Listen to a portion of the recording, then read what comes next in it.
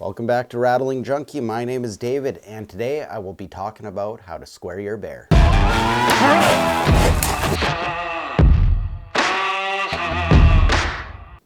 So just a quick shout out to Get Bear Basics. The stuff is made from all natural ingredients with some essential oils, vitamins in there. Yes, vitamins.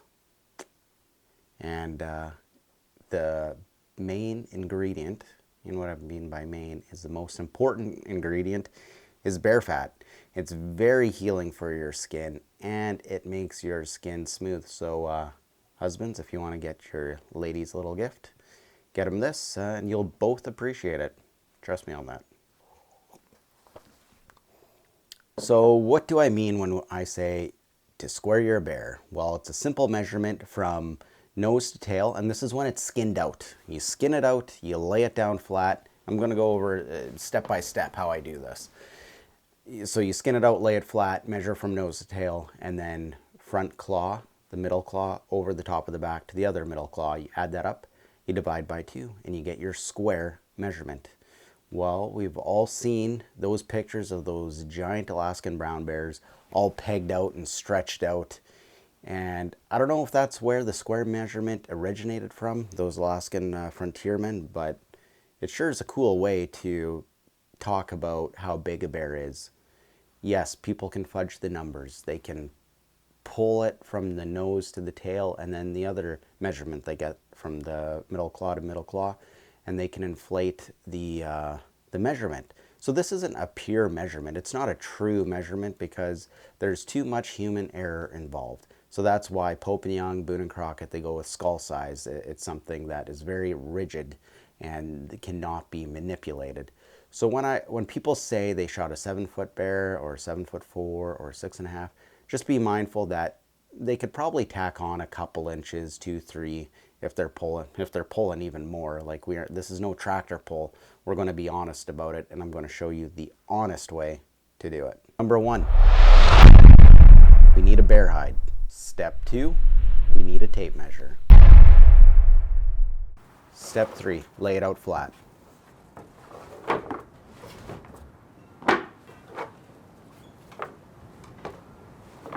Once that's complete, do not touch it again. We are not going to be pulling the hide again. Hands off at this moment. You're going to take the front edge of the tape measure and you're going to go to the tip of the nose.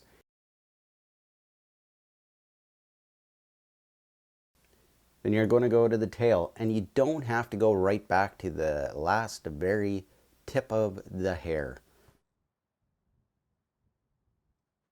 And then after that, go to the front of the bear and measure across the front legs from middle claw to middle claw.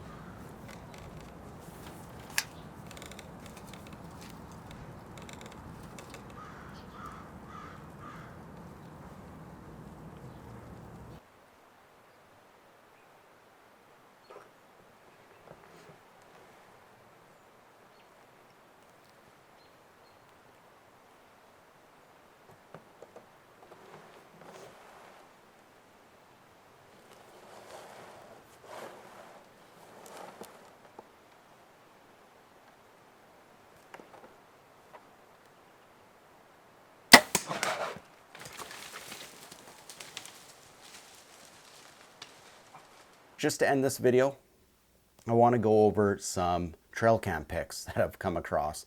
And guys are saying these bears, well, are boars. I'm going to disagree with them, and 100% disagree with them, because over the years in my experience, which when it comes to guiding, you get a lot of it in a short order. So I feel confident with it. And I've run this through guys like Skinny Ryan and Jason, and those guys have a ton of big bear experience and a lot of bear hunting experience, of course.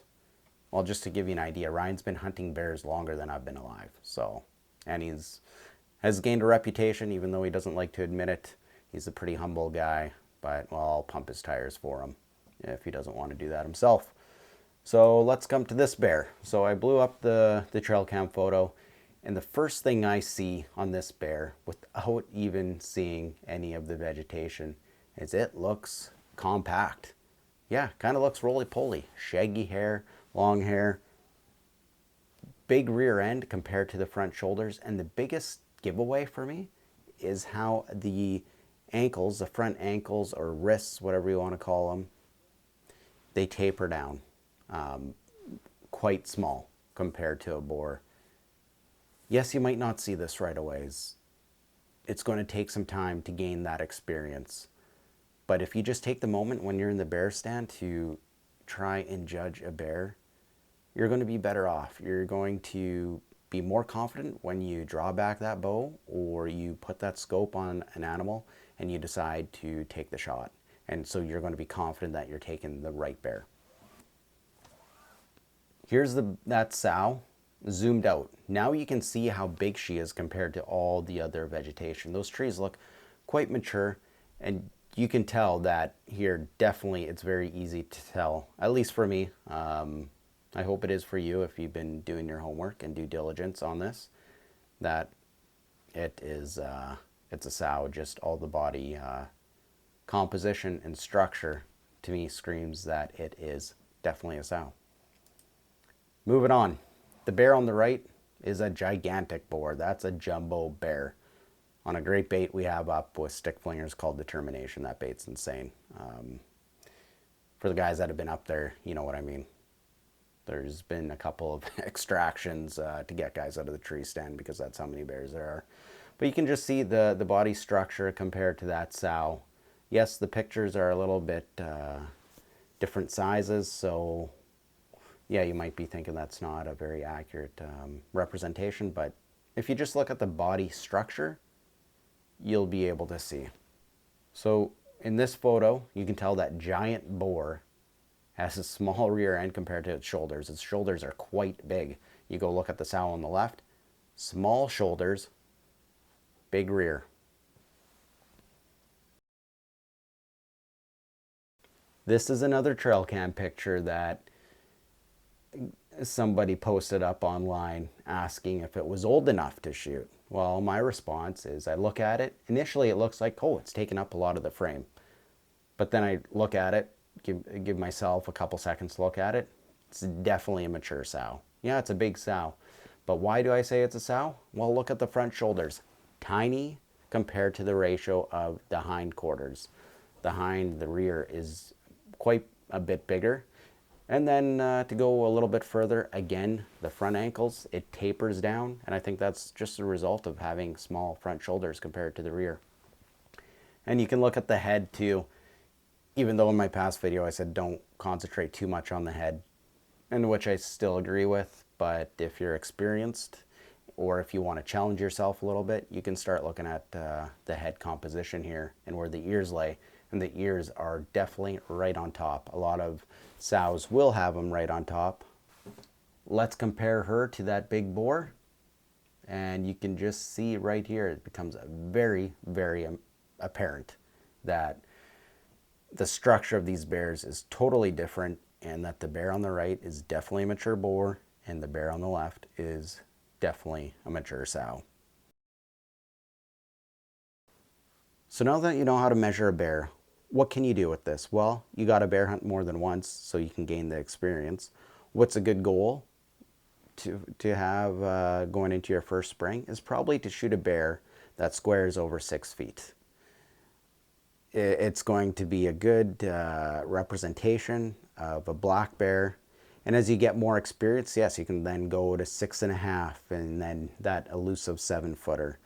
So when we say 7-footer, again, that is a square measurement. That is not from nose to tail. When somebody tells you they have shot a bear 7 feet from nose to tail, and again, this is skinned out, not on the carcass or on the round. It's very rare for a big, mature black bear to get over 7 feet from nose to tail. Yes, it does happen, but a lot of the bears that square 7 feet are under that measurement, because again, remember, mature black boars are longer from the front claw to front claw over the top of their back than they are from nose to tail. So that's enough rambling for me. So to all you Manitoba residents, if you're still interested or you want to go on a spring bear hunt with me, just contact me at RattlingJunkie@gmail.com and I'll get back to you as soon as I can. And next year, I'm hoping that it will be open up to Canadian residents as well. But I'm just keeping it at residents at this time. And if you're not Canadian, if you're American or from Europe or wherever you are, and you want to come hunt with me or hunt in Manitoba, go to stickflingers.com and contact Ryan. He's the guy to contact there, and hopefully our schedules line up. I'd love to meet you out there. It's a good time, and there are videos on Ryan's YouTube channel that I will put in the description below that you can go check out, and it's going to be a good time. As maybe I've said before in the past, he's expanded to some new areas, so that's exciting for me as a guide. I love exploring, going to new spots. The same old spots are going to be dynamite as well. There's going to be less pressure all around for everyone. More area, that's the thing. It's going to be more work for me because now I'm going to have to maybe stay out there all day, but that's okay. The main goal is to try and get you that bear that you're after, and hope to see you out there. See you next time.